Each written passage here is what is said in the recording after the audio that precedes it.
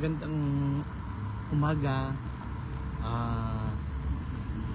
Alas 9 na ng umaga, alas 9:30 na dito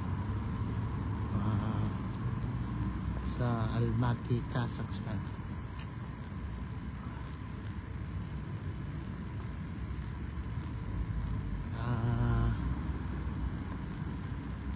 Ito yung aming nagiging destination ngayon.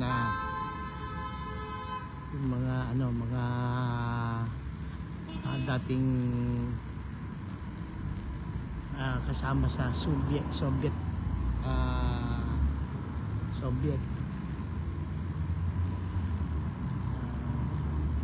Hello Corazon, magandang umaga dyan sa Tanay, nasa Tanayga.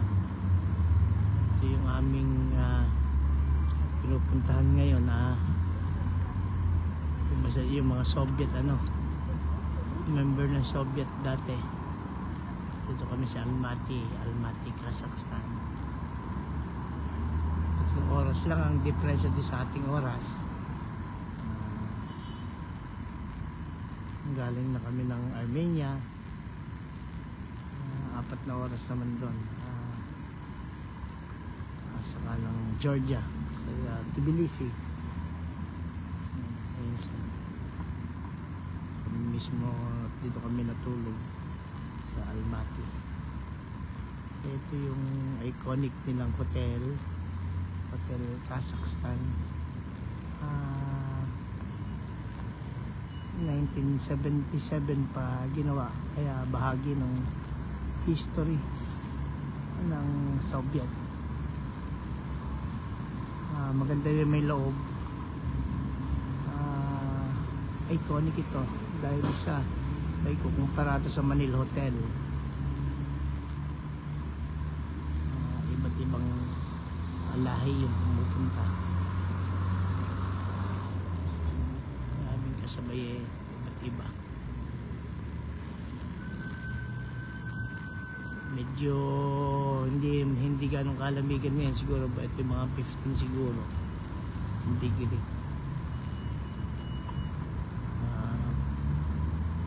Pero kailangan pa rin mag-jacket dahil sa iba yung simoy ng hangin niya.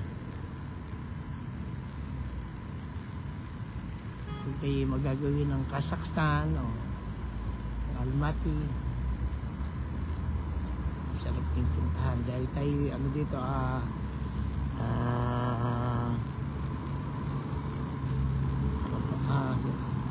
visa free.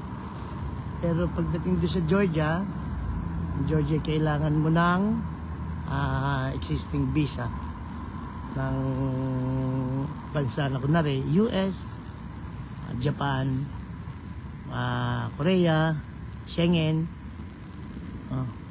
Kaya lang kailangan multiple. Iba't iba rin ang kotse dito. Ayan, ganda ng kotse. Hello Edwin, hindi ka sumama sa amin, hindi ka nag-request kay Jimmy, sayang.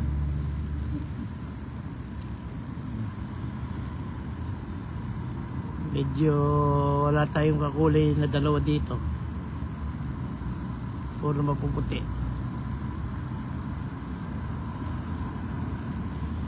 Si Lia na napagkakamalang namaste. Hindi na ako.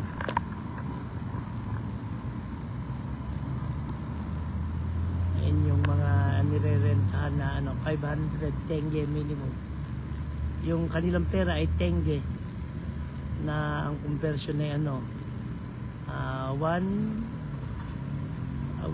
tenge ay 0.13 pesos.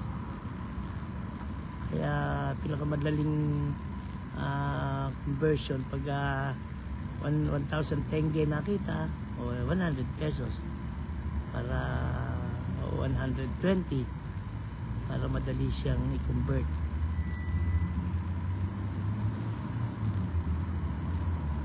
Medyo hindi ganong maraming dito ngayon, hindi maraming turista dahil naapektuhan siguro ng gulo, kaya yung mga libutan Galing kami ng ano ng Simbulak. Yung Simbulak ay ano, ski resort doon sa taas ng bundok. 14 kilometers away ata dito, lapit lang. Ay doon zero ang temperature, konti lang ang tao, yung cable car mahaba. Ay hello Micah, ayun, nakanood rin yung aking paboritong pamangkin. Ngayon lang kami pinansin, hindi mo kami pinapansin, Micah Marie. Okay naman Edwin, medyo sa awa ng langit hindi naman maayos naman. Medyo hindi na lang siguro ganun talaga kalakas umakbang. Nararamdaman na rin yung paghinaan ng tuhod, hindi ka mukha ng mga unang alis natin. Ayun kailangan ng umupo.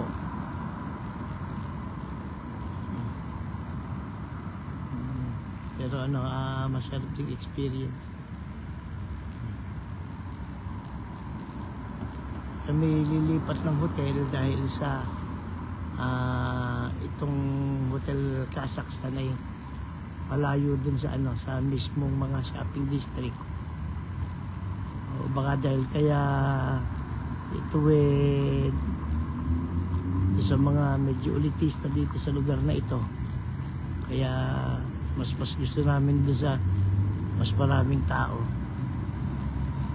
Kaya kami lilipat doon sa Arbat area, sa may shopping district.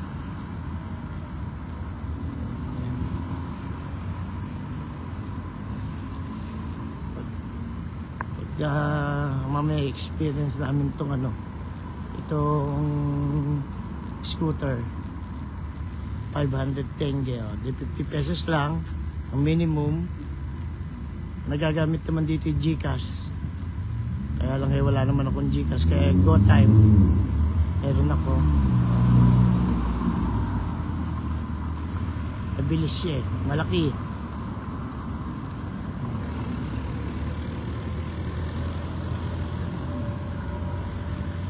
Makikita niyo yung Soviet era ng mga building, mga luma sa labas, pero kagaganda naman sa loob. May mga sasakyan dito. Marami na tayong modelo sa Pilipinas na kotse, pero dito mas maraming dito ko lang nakita.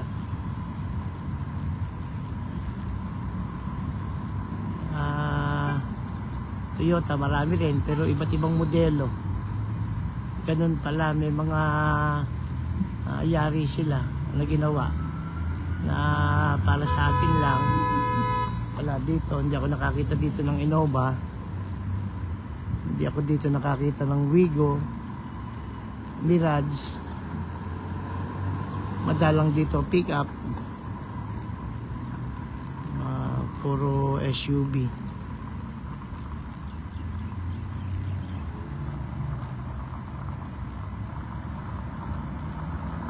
Mahina na rin sa lamig, laging naka t-shirt nga lang ako. Pero may heated sa loob, 32 degree pa, sigaro ni Melanie. Wala na talagang medyo nagkakaedad na tayo. Hindi na ganun kalakas. Ito yung hotel, iconic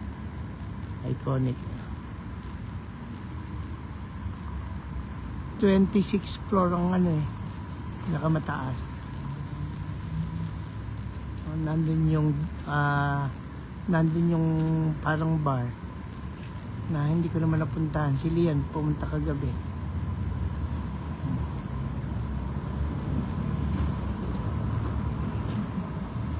Wala ka naman ganong makakwentuhan dito dahil sa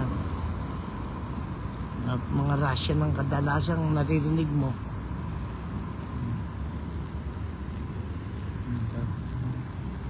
Hindi ganong matraffic dito. Dito yung pangalan ng kanilang taxi, yung kanilang parang Grab ay Yandex. Sa Georgia ay Bolt. Mura lang. Yung biyahe namin kahapon na medyo malayo ay 1,090 tenge, 140 pesos, 130, 14 kilometers na yun.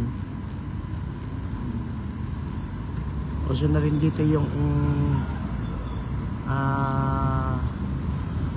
kotse na mga di kuryente.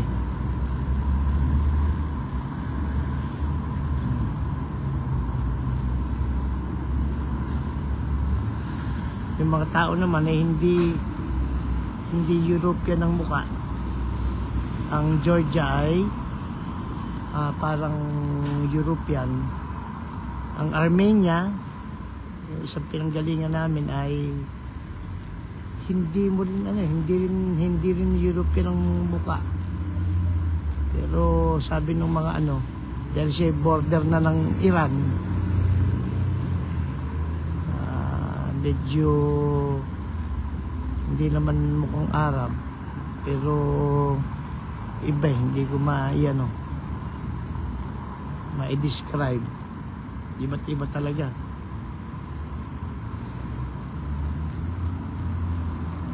Dito pala yung Bolt din. May Bolt din pala dito.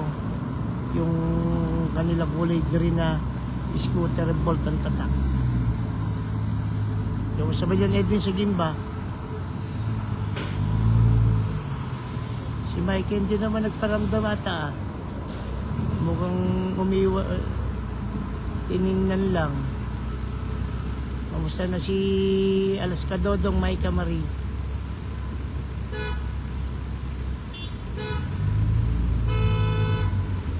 Outfit check.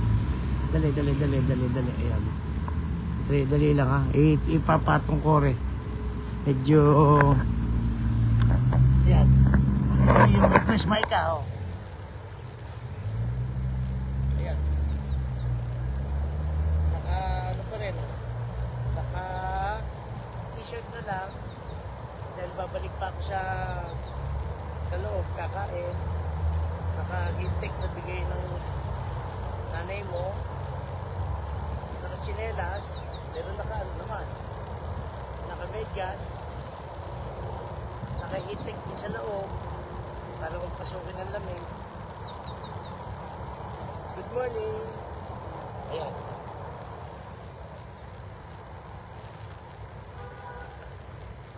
Magandang umaga.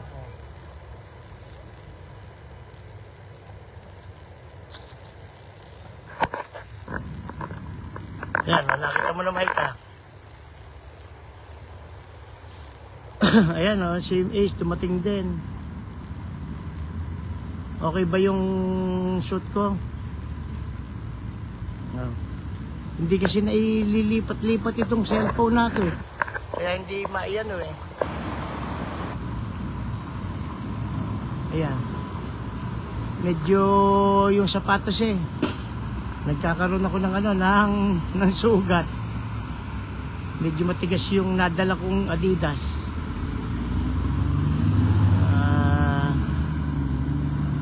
Kaya mas madalas siya nakatsinelas na uli. Back to normal. Tayo naman hindi nasanay nung nakasapatos. Bilang na bilang yung araw na nakasapatos pagsasamba lang. Kay drama hanya sa'yo. Hindi nakapang parang Pilipinas lang talaga. Ay makikita nyo yung mga kasarap ding puntahan. Hindi naman siya mahal na bansa. Pero ang mahal lang siguro yung papunta dito. Kaya pag kayo pupunta dito sa gawin ng Central Asia, medyo habaan na dahil sa maaaring madoble o triple yung airfare dito sa lugar na to dahil sa malayo eh. Ang kabuang biyahe namin eh baka mga 12 to 13 hours. Tapos plus pa yung panahon ito ng may gulo, eh napakahaba ng ng layover. May isang layover kami eh, may 4, may 5, may 12 dahil palipat-lipat ng bansa. Kaya medyo napakahaba. Malaki yung inugol dun sa travel time. Tapos may mga delay pa. Nang dumating kami dito no isang araw. Kahapon pala kami dumating. Alas 2:30 na ata o alas 3 na madaling araw. Na original eh darating kami ng 11 na ata. Pero nadidelay. Yung aming pinanggaling Baysang Georgia, ang daming canceled flight. Nakakita ko ng 2 Tel Aviv na canceled. Pero maganda yung aeroplano nila dito. Air Astana. Napakaganda ng aeroplano. Kaya nga lang, ang pagkain, yung flow na sikat na nilang kanin na merong karne ng kabayo, siliya naman na hindi kaya. Tinatikman namin sa Tashkent sa Uzbekistan. Hello Alex. Aba, eto na rin si Asyong. Oo, magandang umaga sa atin dyan. Masarap yung mapuntahan din ito. Sana sa susunod na travel namin eh kasama namin kayo Angel. Dahil para doon sa dati lang. Siguro ganun nga talaga pagka nagkakaroon na ng pamilya, nagkakanya-kanya ng prioridad. Meron ng mas pinipiling kasama. Ikaw mas pinili mo na si Alex na kasama. Nilimot mo na kami. Parang ikaw si Ace. Ang kaligayahan niya na si Mike at si Alas. Sa bagay talaga sigurong gano'n. Pero sana dumating pa rin yung na magkasama-sama tayo kagaya ng dati. Ay, yabang naman ng kotse Ay, yung haba Mercedes-Benz. Mahaba, sana nakita ninyo.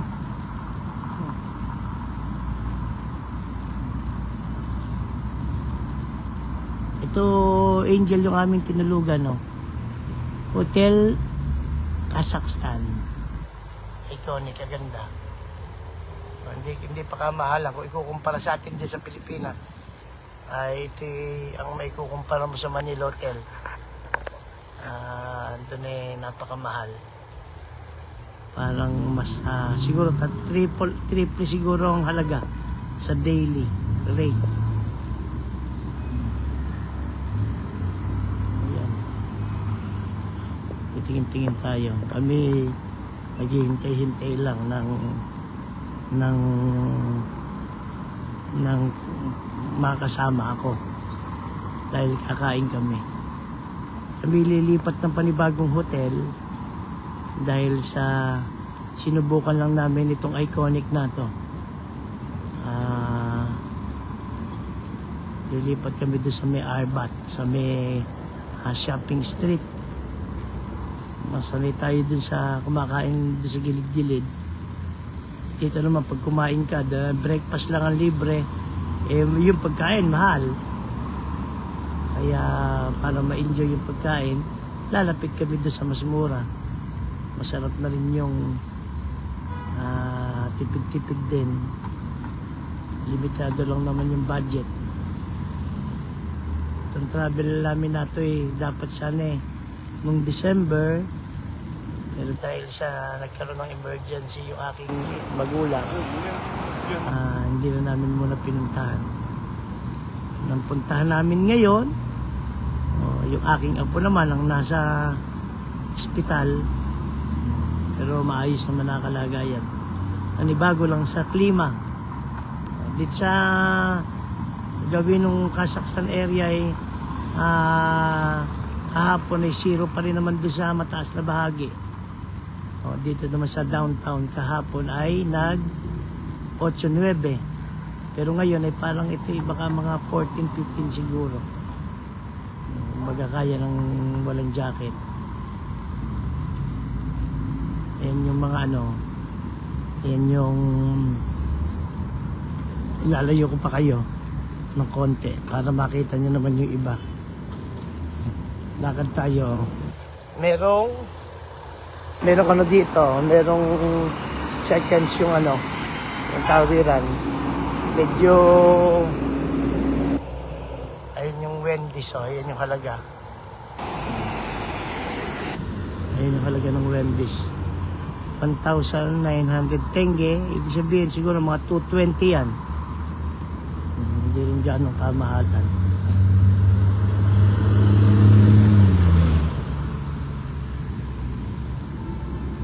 Magandang umaga sa mga nanonood, sa nanonood.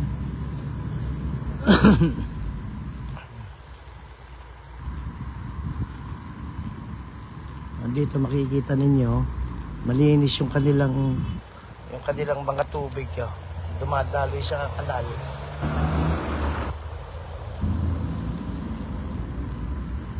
Hindi ganong maganda ang mga puno. Tatapos kasi ng ng winter. Naka-jacket pa naman halos lahat dito.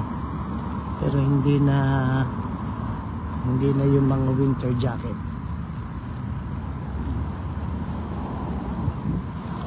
Ito yung Arbat Hotel. Ay, Nabat pala, Nabat.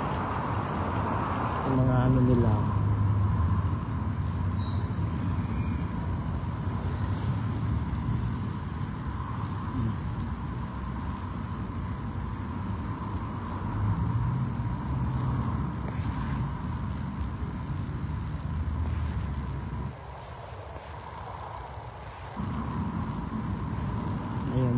Ito yung Nabat Hotel. Hindi maganda sa baba, maganda yung baba. Pero yung pagdating doon sa taas, yung mga kwarto, nakikita yung mga luma. Ayan, nakikita rin ako. Ayun ako. Ayan, magandang maga. Ito ako. Ayan, good morning. Pwede pa lang dito na lang ako Facebook live. Magandang umaga. Ang aking ngayon. Ayan yung Nabat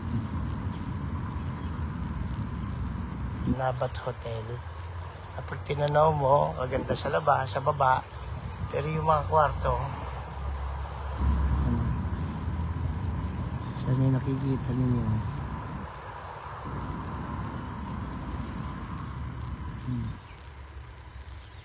Ayan, tayo babalik na. Mas una dito yung Pepsi.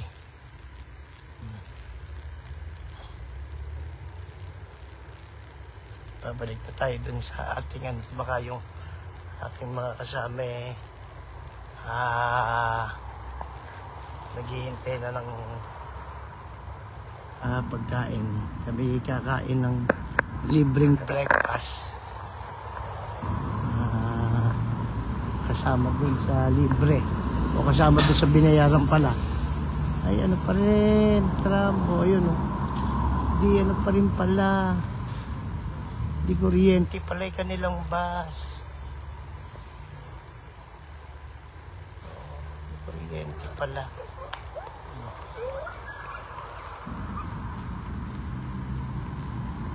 Ayun yung mga puno nila, mga puno.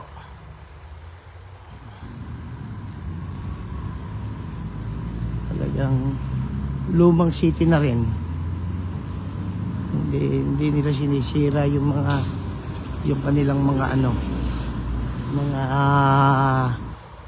lumang mga building. Ay tatawid na. Ayan, ilan pa tayong 11 seconds, 9 seconds, 7. Tumatakbo na tayo para tayo aksidente pa.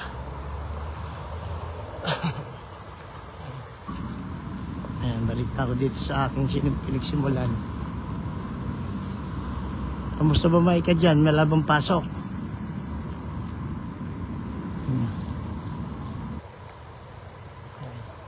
Kanilang mga pine tree. Hindi naman kamukha ng pine tree natin sa Pilipinas ata. Ito sa Baguio eh. Ay, parang parang inilalagay sa graduation. Ganun pala oh. Yan pala yung Ayan. Ayan, oh, sige po. Ako'y papanik na. Nando kami sa 17th floor. Medyo matagal gumayak yung aking dalawang anak. Si Jingay mabilis, pero yung dalawang anak ko mabagal. Ayan, Hotel Kazakhstan. Pasok na tayo. Ayan yung mga sasakyan dito. Ayan o. Yung Mercedes-Benz na van. Lalaki. Ayan yung kanyang mga bato-bato. Ayan o. Ayan yung kanyang iconic yung nato. Ang hotel nato eh. Yung niya malalaking bato. Hindi siya tiles, makakapal eh. Bato yung ginawa nilang mga disenyo. 1977 pa daw to. Maraming tao rin sa loob. Mga iba papalipat, iba papaalis. Dahil dito kasi ang Kazakhstan ay ikasyamata na pinakamalaking bansa sa mundo. Halos 20 doble ata ang laki sa atin. Hindi ako sigurado pero isa sa pinakamalalaki.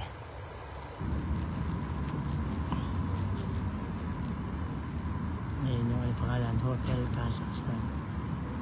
Ayan o, sige, nagpapaalam na ako. Isang mapagpalang araw sa atin.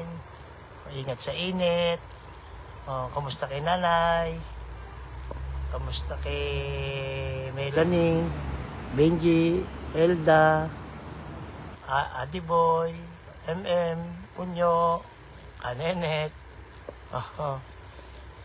kila Jet, kay Tin, kay Ace, kay Micah, kay Alaskador, kay Angel Marie, kay Alex, sa aming taga-lokal, mapagpalang araw po sa atin, kay Dennis, sa mga manggagawa, sa aking kapurok, sa aking kalokal. Isang mapagpalang araw po at higit sa lahat sa aming apo. Pagaling ka Kael. May mga pasalubong sa iyo si Lolo. Yung may mga nabili na sa iyo. Ngayon mo kami malapit na. Kay Miggy, kay Burley, kay Kaderly. Yung aming pasalubong kay Kadenis ay wala po kaming nakuwang wala akong nakuwang buhangin o lupa ng Mount Ararat sa Armenia. Ang kinuha ko na lang po ay yellow. Sinupot ko. Kaya po yun yung aking pasalubong sa inyo. Isang mapagpalang araw po sa atin. Ingat-ingat po tayo. Mainit sa Pilipinas. Ako po si Kabel Bin. Anak po, anak ni Kaamang na Marabilia. Bye-bye.